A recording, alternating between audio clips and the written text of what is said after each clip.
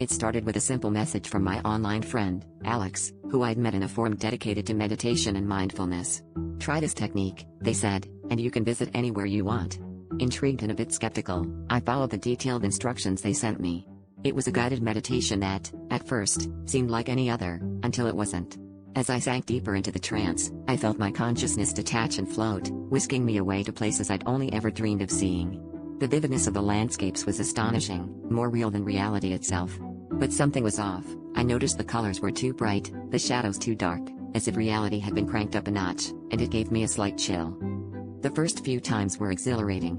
I soared over the Grand Canyon, wandered through the bustling streets of Tokyo, and even strolled along the moon's surface.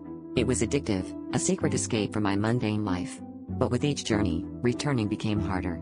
I'd focus on the anchor, the one thought that was supposed to guide me back to my body, yet it felt like trying to reel in a fish from the depths of the ocean with a thread.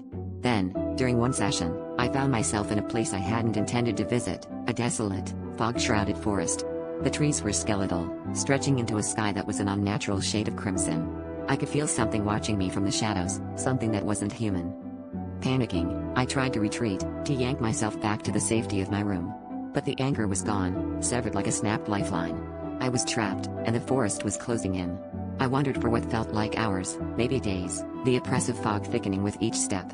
I screamed for Alex, hoping they'd somehow hear me across the void. Then, amidst the silence, a whisper slithered through the trees, promising a way back if I was willing to exchange something precious. Terrified, I refused, knowing the price of such deals.